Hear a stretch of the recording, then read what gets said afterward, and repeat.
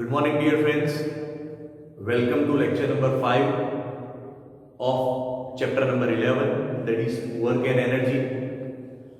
In the previous lecture, we discussed about different forms of energy. तो उन different forms of energy में एक energy form है kinetic energy. So we studied about what is the exact meaning of kinetic energy. तो हमने क्या पढ़ा? Energy possessed by any object due to its motion is known as kinetic energy, right? Like a moving car, a bullet fired from gun, blowing wind.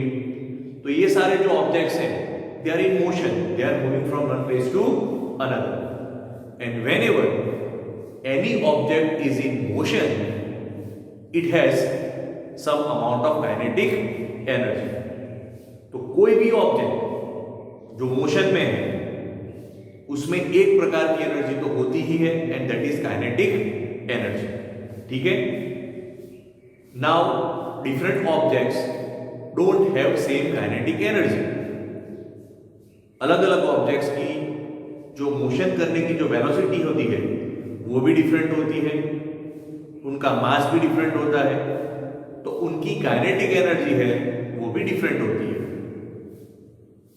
तो किसी भी object में कितनी kinetic energy है ये फाइंड करने के लिए हमने एक इक्वेशन डिराइव किया था, and I told you that is very important theory for your examination.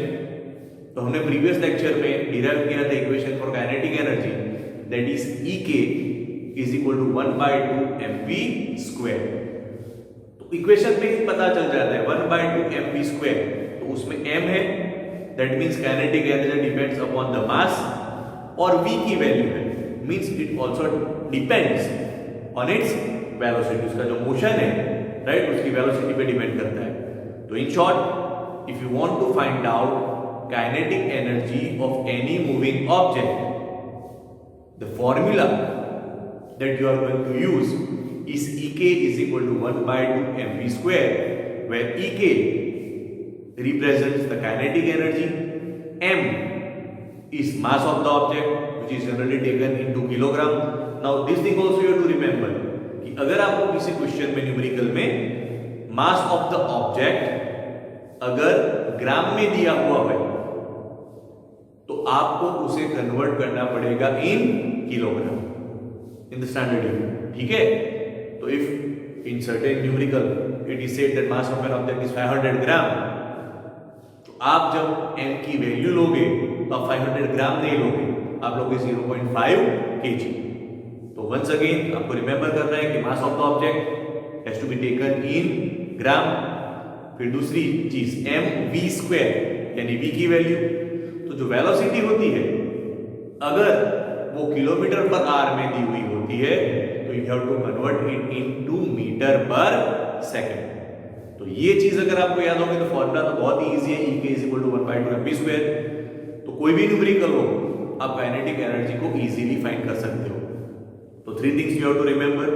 First thing is the formula itself, that if you want to calculate the kinetic energy of any object, the formula that you are going to use is EK is equal to 1/2 mv². जो kinetic energy है उसको आप लोगे joule में, उसका measurement joule है, तो जब आपका आंसर आए 100 आए, 200 आए, 1000 आए, दैट्स जूल. तो kinetic energy in joule, mass in kilogram, and velocity in metre per second. तो ये जो मैंने डिस्कस किया है उसका यूज करेंगे हम इन सॉल्विंग सर्टेन इलस्ट्रेशंस और examples that are given in your text book. Okay. So first of all, we are going to solve example 11.3, which is again related to finding the value of kinetic energy of an object. Okay. So let us see the question. An object of mass 15 kg. An object of mass 15 kg. तो पहली बात मैंने आपको बताई थी कि मास should be in kilogram. तो यहाँ पे ऑलरेडी किलोग्राम में है तो कन्वर्जन का कोई प्रॉब्लम नहीं है. ठीक है. तो first of all I will write that from our given data, value of m that represents the mass of the object is 15 kg. Okay. Now it is moving with uniform velocity of 4 metre per second. तो यहाँ पे जो velocity है उसका unit भी सही है metre per second, तो यहाँ पे भी कन्वर्जन करने की कोई जरूरत नहीं है। So I will take value of v is 4 metre per second. Okay, क्या फाइंड करना है? Find the kinetic energy possessed by the object, यानी कि मुझे वैल्यू किसकी फाइंड करनी है? काइनेटिक एनर्जी की। And we know that kinetic energy is represented as E K. तो हमारे पास फॉर्मूला है काइनेटिक एनर्जी की। What is that formula? Kinetic energy E K is equal to 1/2 mv square. Okay, तो अब क्या करेंगे? हम इसमें वैल्यूज रखेंगे क्योंकि हमारे पास m की भी वैल्यू है और v की भी वैल्यू है। So kinetic energy of the object that is E के is equal to 1/2 into m। As you can see that mass of object is 15 kg, तो यहाँ पे आएगा 15 into v square, तो v है 4, तो यहाँ पे आ जाएगा 4 होल स्क्वायर। ओके, तो चलिए इसका सिंप्लीफिकेशन करते हैं। 1/2 into 15 into 4 का स्क्वायर होगा 16, तो 2 और 16 को आप कट करोगे तो आया 15 into 8 and 15 into 8 is 120। हो गया आंसर? नहीं, ये गलती कर रहे हैं। What is that mistake? Yes, you have to write the unit. Okay, तो 120 के पीछे लिखेंगे जूल, यानी कि the kinetic energy of our object is 120 joule. So therefore kinetic energy possessed by object is 120 joule. ये हो गया हमारा answer. Okay, now these three terms, that is kinetic energy, mass and velocity, are related to each other। तो उनमें से किसी दो की वैल्यू अगर दी हुई है तो आप थर्ड की वैल्यू फाइंड कर सकते हो, राइट? तो ऐसा जरूरी नहीं कि हर बार काइनेटिक एनर्जी ही फाइंड करनी हो। किसी भी सम में ऐसा भी हो सकता है कि value of kinetic energy is given and you need to find either the value of mass और the velocity with which the object is moving. But उसमें घबराने की कोई जरूरत नहीं है, लॉजिक वही है, फॉर्मूला भी वही है। And what is the formula to be used? E K is equal to 1/2 mv square. ठीक है, तो मैंने यहाँ पे बोर्ड पे एक एक्स्ट्रा सम लिखा है which is again related to kinetic energy. You have to use the same formula but it's little bit different. What is the difference? Let us understand.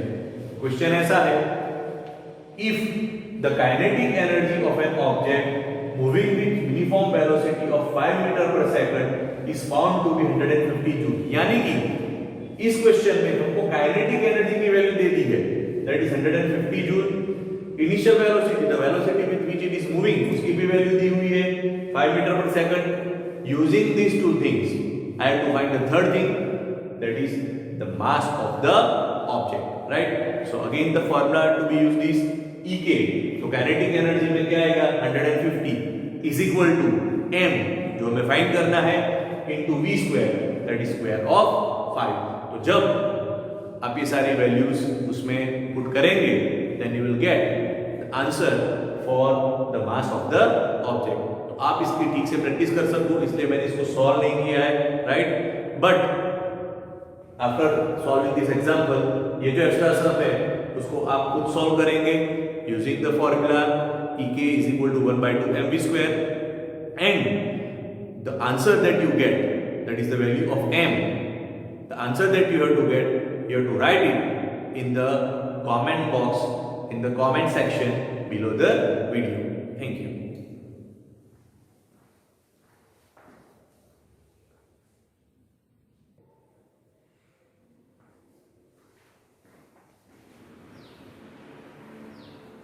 Okay, so dear students, let us solve one more numerical based on kinetic energy. Example 11.4. Again, as I said, that this sum is related to finding of kinetic energy of an object. लेकिन जब आप question की first line पढ़ोगे तो आपको दिखेगा what is the work to be done to increase the velocity of a car that is moving from 30 kilometre per hour, यानी कि हमारी एक कार है जिसका मास हमें दिया हुआ है 1500 kg. So understand the question properly.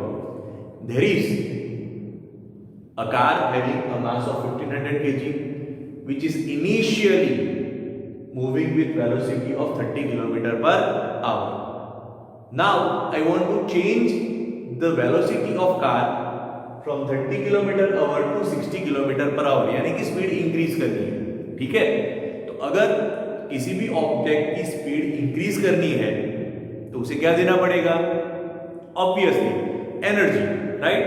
And as the object is in motion, the energy to be given is in the form of kinetic energy. तो जब भी आपको कोई ऐसा सम मिले जिसमें किसी भी ऑब्जेक्ट की स्पीड को चेंज करना है, right, and you have to calculate what is the work to be done, तो एक चीज आपके दिमाग में बिठा लीजिए, that the work to be done is equal to the change of kinetic energy of the object.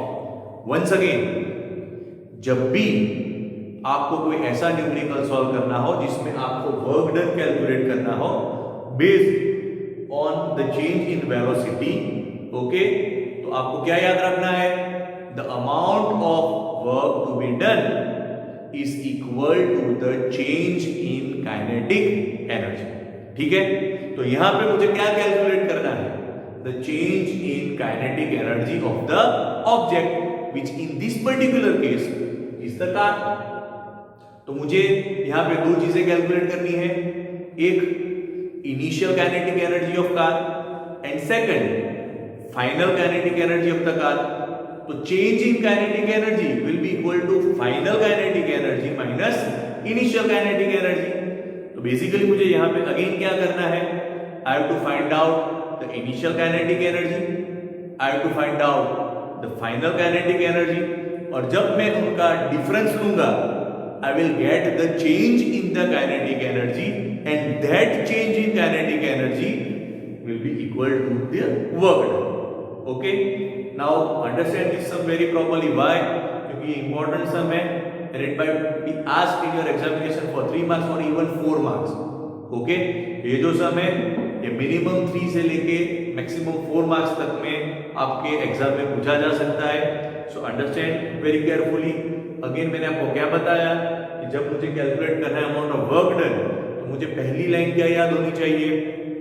Amount of work to be done on an object is equal to the change in its kinetic energy. और change का मतलब क्या? Final minus initial. तो in short मुझे यहाँ पे कुछ और नहीं फाइंड करना है. I have to find the value of final kinetic energy, I have to find out the value of initial kinetic energy, और उनका जब मैं डिफरेंस ले लूंगा I will get the change in kinetic energy which will be equal to the work to be done on the car. Okay, तो जो questions में हमें डेटा दिया हुआ है पहले उसको लिख लेते हैं. So let's move. What is the work to be done? तो हमें फाइंड करना है to increase the velocity of car from 30 km/h, यानी कि उसकी जो इनिशियल वेलोसिटी है which is represented by u is 30 km/h. Now in the beginning of this particular lecture I told you that yes, the formula to find out the kinetic energy of an object is Ek is equal to 1/2 mv square, but the mass should be always in kilogram. तो वो तो है, mass of the car is 1500 kilogram, but the velocity should be in meter per second. लेकिन यहाँ पे हमको जो दो वेलोसिटीज की वैल्यू दी हुई है, one is initial velocity and another is the final velocity. Both those velocities in the question are in the terms of kilometer per hour. So before proceeding to solve this particular sum, हमें क्या करना पड़ेगा? We will have to convert this kilometer per hours into meter per second. ठीक है, तो चलिए हम इसको चेंज करते हैं. हम हम इसे कैसे चेंज करेंगे? बहुत ही सिंपल है, मैंने आपको बताया है 30, ठीक है, इंटू 1000 डिवाइड बाय 3600। तो ये हमने आगे भी जो सम्स हमने किए थे प्रीवियस चैप्टर्स में, उसमें भी मैंने आपको सिखाया था the simplest way to calculate your given kilometre per hour into metre per second is to multiply by 1000 and divide by 3600। तो चलिए, ये 0 कट हो गया, ये 0 कट हो गया, ये भी 0 कट हो गया, ये भी 0 कट हो गया, 3 12 ओके। अभी ये है 4 3 एंड दिस इज 25 4 तो 4 4 कट हो जाएगा। In short this is 25/3 and now it is in the term that I like, that is metre per second. तो ये हो गई हमारी इनिशियल वेलोसिटी। अब ये जो ऑब्जेक्ट यानी कि हमारी जो कार है which is moving at 30 kilometre per our, उसकी स्पीड हमें इंक्रीज करके क्या करनी है? 60 किलोमीटर पर आवर। तो उसका मतलब क्या हुआ? The value of final velocity that is v is 60 kilometre per our. तो यहां पे भी हम सेम चीज करेंगे, ठीक है। So this is 60 into 1000 divide by 3600। तो ये गया 10 10 सेकंड 0 सेकंड 0 6 6 36 100/6। तो ये हो जाएगा 50/3 मीटर पर सेकंड। अब इसको डिवाइड करने की कोई जरूरत नहीं है, right. If you look at the solution given in your text book you will find it very very difficult. तो उसको मत देखो, हम वही आंसर लाएंगे but will calculate in a different way, in a easier way, okay. तो चलिए, दो चीज हमारे पास आ गई। u that is initial velocity जो हमको दी हुई थी किलोमीटर पर आवर में, that is 30 kilometre per our.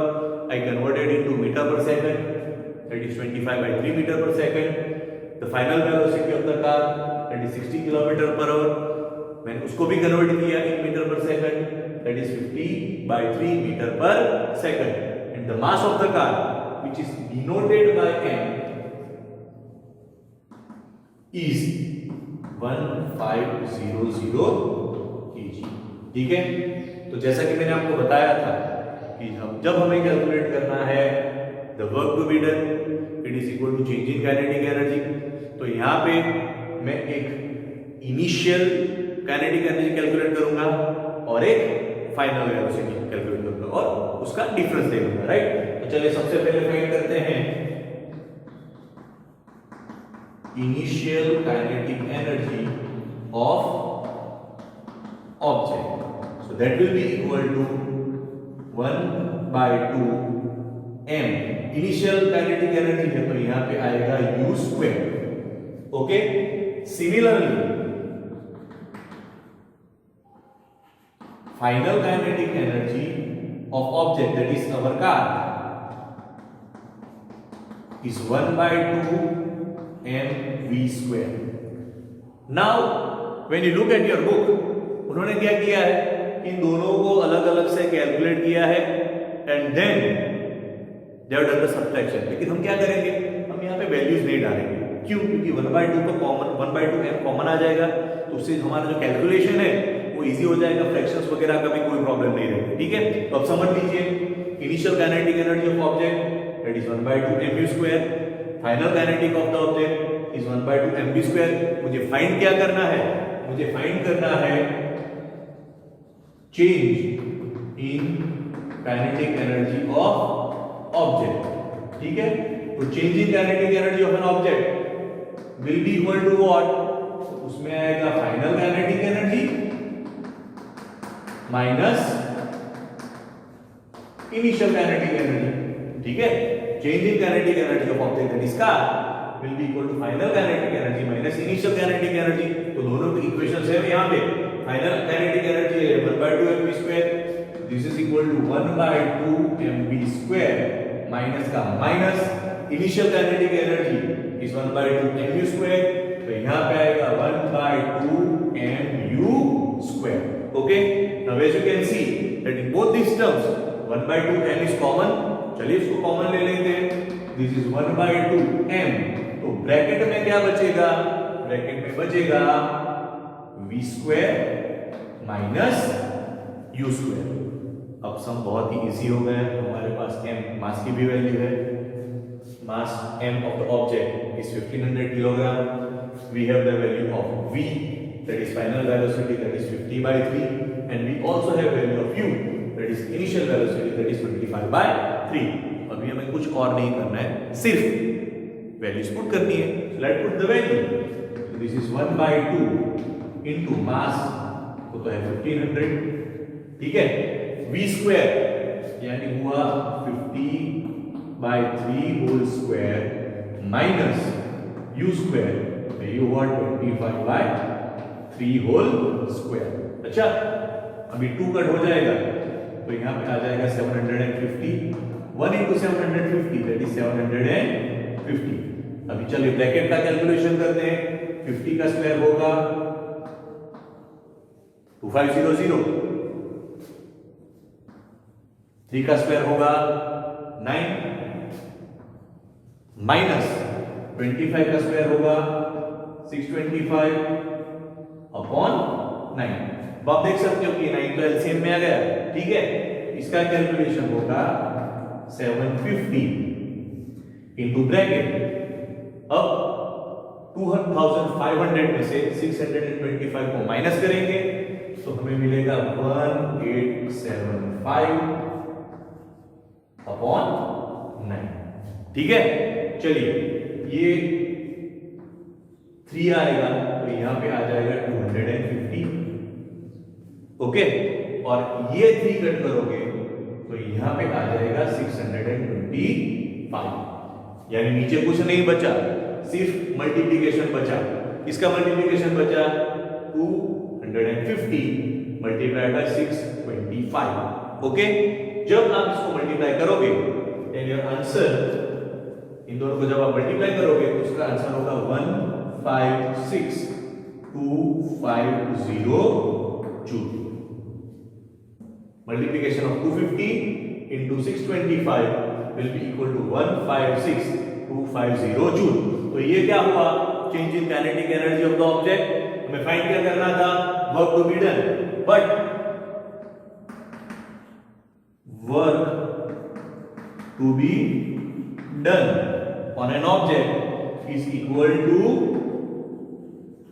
change in the kinetic energy, right? और हमें पता है कि वर्क और काइनेटिक एनर्जी दोनों का यूनिट भी सेम है. तो फाइनल आंसर स्टेटमेंट क्या आएगी? Therefore work to be done किस पे? On the car. क्या करने के लिए? To increase its velocity. किससे किस तक? 30 किलोमीटर पर आवर से 60 किलोमीटर पर आवर. इज कितनी है? तो the value is 156,250 joule. Okay, so I have made its calculation very easy, very simple. Okay, so don't look at the solution given in the textbook, you will get confused. This is the better way and easier way. जैसा कि मैंने आपको बताया ये सम बहुत ही important है. उसके बहुत सारे चांस है कि that might be asked in your examination for 3 marks or even 4 marks. तो दिमाग में कितनी चीजें रखनी है एक बार मैं फिर से आपको बता देता हूँ. जब भी आपको फाइंड करना है what is the work to be done. Okay, तो work to be done is equal to change in kinetic energy. यानी ऐसे सम में आपको क्या करना है? You have to find the values of initial kinetic energy and the value of final kinetic energy. तो change in kinetic energy will be equal to the difference, that is final kinetic energy minus initial kinetic energy. दोनों का आप ऐसे equation ले लेते हो, दोनों का डिफरेंस की फॉर्मूला लेते हो और जो आपको वैल्यूज दी होती है उसे आप पुट करते हो and you get the final answer. But again यहाँ पे हमने एक चीज सबसे पहले क्या किया था कि जो हमारी इनिशियल वेलोसिटी और फाइनल वेलोसिटी की जो वैल्यूज थी that was given in kilometre per hour. First of all we converted those values into metre per second. अगर ये करना आप भूल गए तो सारा कैलकुलेशन करोगे you won't get the correct answer. Okay, so as you can see we have converted them into the standard forms and then when we proceeded it we got the answer. So do proper practice of these sums. Once again, why? Because these type of sums are very important.